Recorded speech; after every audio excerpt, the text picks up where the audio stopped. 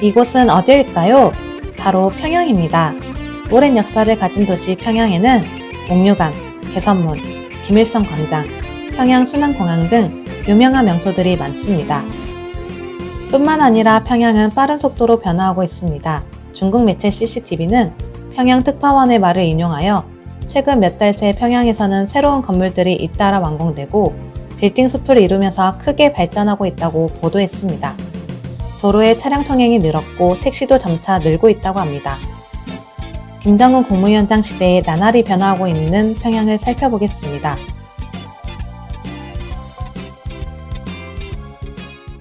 세계적 수준의 훌륭한 건축물들과 인민들의 생활 조건 개선을 위한 건설을 많이 하여 인민들에게 보다 유족하고 문명한 생활을 안겨 주어야 합니다. 김정은 국무위원장은 평양을 인민을 위한 도시로 만들기 위해 직접 다양한 분야의 건설을 지도했다고 합니다. 김정은 국무위원장은 2012년 창정거리를 현지 지도하면서 평양을 인민의 도시로 건설해야 한다고 강조했습니다. 창정거리에는 14동의 고층 아파트와 인민극장을 비롯한 상업시설과 편의시설, 학교 등 공공건물과 공원이 조성되어 있습니다. 김정은 국무위원장은 창정거리 건설 당시 한 집에 들어가서 내부를 돌아봤다고 합니다. 베란다 창문 틈에 손을 대보며 바람이 새는 것을 확인하고 겨울에 춥고 제대로 잠을 잘 수 없다며 결함을 퇴치하기 위한 대책을 세우도록 했습니다. 평양은 가정집뿐만 아니라 해당화관, 류경원, 대성백화점, 대동강 수산물식당 등 편의시설도 많이 건설되었습니다. 평양 정상회담 당시 두 정상의 만찬장소로 화제가 되었던 대동강 수산물식당은 김정은 국무위원장이 직접 부지를 정하고 이름을 지었다고 하는데요. 인민들이 제철 물고기로 만든 맛있고 영양가 높은 요리와 가공품을 봉사받으면 기뻐할 것이라며 만족했다고 합니다. 김정은 국무위원장은 인민을 위한 건설을 손색이 없이 최상의 수준으로 해야 한다고 강조했습니다. 2012년 준공된 응나인민유원지는 돌고래관, 물놀이장, 놀이공원 등이 있어 북한 주민들이 즐겨 찾는다고 합니다. 김정은 국무위원장은 응나인민유원지 건설장을 현지 지도하며 인민을 위한 일은 하나를 해도 손색 없이 해야 한다고 했습니다. 평양 문수지구에는 류경안과 종합병원, 옥류아동병원, 류경치과병원 등이 건설되어 북한의 대표적인 병원 지구가 만들어졌는데요.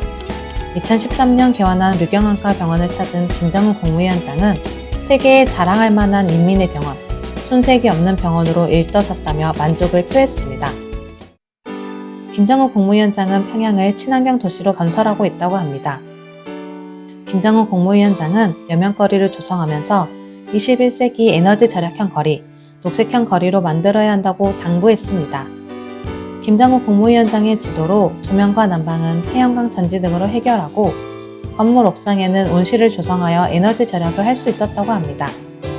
뿐만 아니라 평양의 가로등에 태양광 전지판을 설치하고 각 기업소와 병원 등에는 자체 태양광 발전 능력을 갖추도록 했다고 합니다.